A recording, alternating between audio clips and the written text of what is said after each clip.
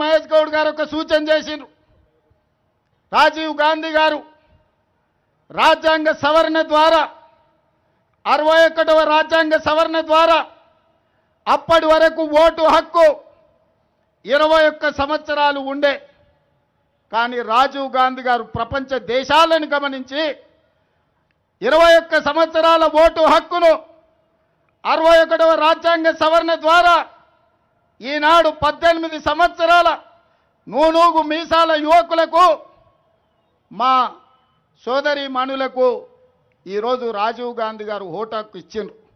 ఇక్కడికి వచ్చిన చాలామందికి మొదటిసారి ఓటు హక్కు 18 ఏళ్ళు నిండంగానే వస్తుందంటే ఆనాటి ప్రధానమంత్రి స్వర్గీయ రాజీవ్ గాంధీ గారు రాజ్యాంగ సవరణ చేసి ఈరోజు ఆ ఓటు హక్కు ఇచ్చిండు.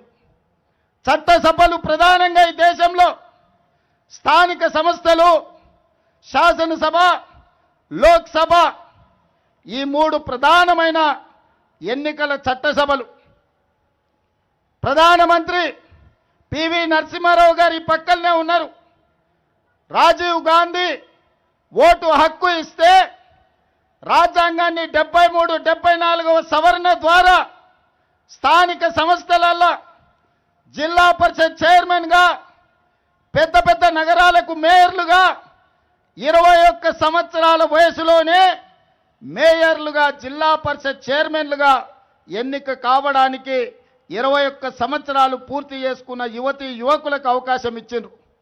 అట్లనే ఒక కమ్యూనిటీ సోదరిమని త్రివేంద్రం మేయర్ అయింది 21 సంవత్సరాలు. ఇవాళ ఇంకా కొన్ని అంశాలను మీతో పంచుకోదలుచుకున్న యువమిత్రులతో. Eenadu IAS, IPS, IFS, civil services దేనికైనా 21 సంవత్సరాలు పూర్తయితే అర్హత సాధిస్తున్నారు. 35 సంవత్సరాల క్రితం మన తెలుగు అమ్మాయి శ్రీలక్ష్మి అనే అమ్మాయి ఆనాడు ఐఏఎస్ 21 సంవత్సరాలకే సాధించింది.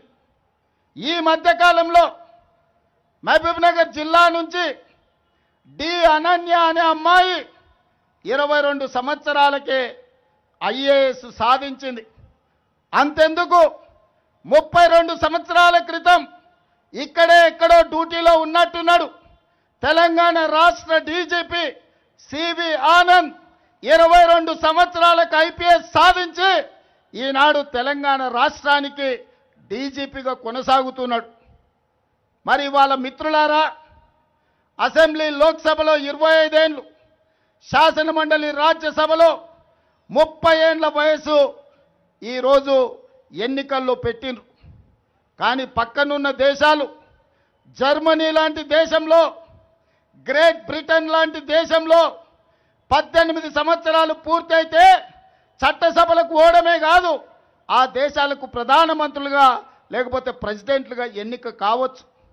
పక్కనే ఉన్న సింగపూర్లో 21 సంవత్సరాలు పూర్తి చేసుకుంటే ఆ దేశానికి ప్రధానమంత్రి కావచ్చు. అందుకే ఈనాడు మా మిత్రుడు మహేష్ గౌడ్ గారు ఏదైతే సూచన చేసిండో మీ అందరి సమక్షంలో నేను మాట ఇస్తున్నా. ఆగస్టు మొదటి వారంలో అసెంబ్లీ శాసన మండలి ప్రత్యేక సమావేశాలు ఏర్పాటు చేసి శాసనసభలో చర్చించి ఈ దేశంలో ఎమ్మెల్యేగా, ఎంపీగా పోటీ చేయడానికి 21 సంవత్సరాల వయసును అర్హతగా తీర్మానం చేసి ప్రధానమంత్రికి పంపిస్తా. ఈరోజు ఎవరో మంత్రులు ప్రధానమంత్రులు కావడం కాదు, 25 సంవత్సరాల వయసు వరకు మీరు ఎదురు చూడాల్సిన అవసరం లేదు. ఈరోజు జంతర్ మంతర్ వీధుల్లో ధర్నా చేయడం కాదు, లోక్సభ, రాజ్యసభలో మీ గళాన్ని వినిపించడం ద్వారా, మీ సమస్యల్ని లేవనెత్తడం ద్వారా ఈ దేశానికి ఆదర్శంగా ఉండే విధంగా ఈ దేశం నుంచి యువకులు ఈ దేశాన్ని పరిపాలించగలిగిన సత్తా ఈ యువకు ఇవ్వాలి అని తెలంగాణ శాసనసభలో తీర్మానం చేసి పార్లమెంటులో రాహుల్ గాంధీ, మల్లికార్జున్ ఖర్గే గారి నేతృత్వంలో బిల్లును ఆమోదించే విధంగా ఈనాడు కాంగ్రెస్ పార్టీ, మా ప్రభుత్వం ప్రయత్నం చేస్తుందని చెప్పి ఈ సందర్భంగా మీకు నేను మాట ఇస్తున్నా.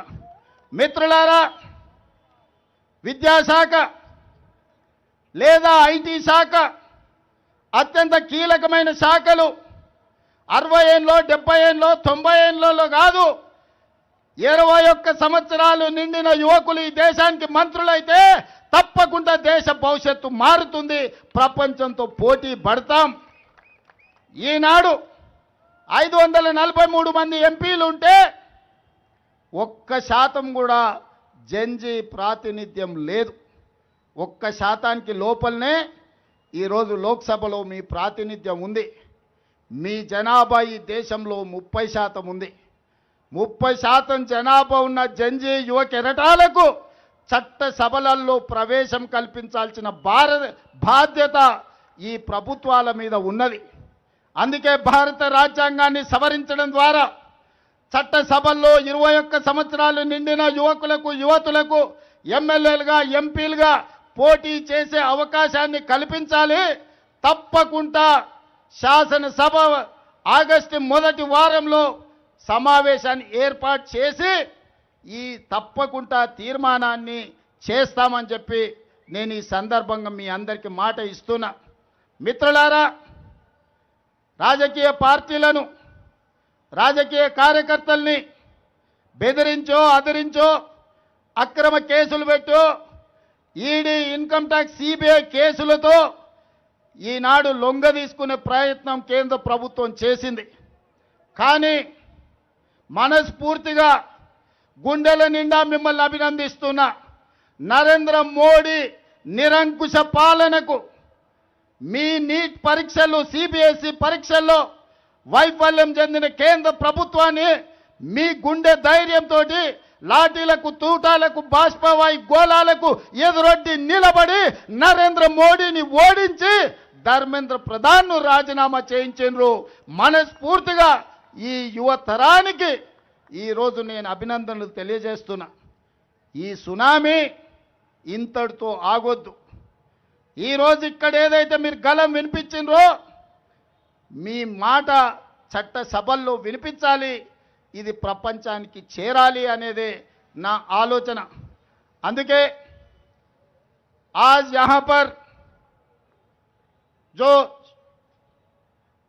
आगे हमारे भाई बहनों से एक ही मेरा सुझाव है, आपके लड़ाई सड़क से लेकर संसद तक चलना। संसद अंदर जाने के लिए दरवाजा बंद है, इसीलिए आज एक बात साफ कहना चाहता हूं, तेलंगाना मुख्यमंत्री के नाते पर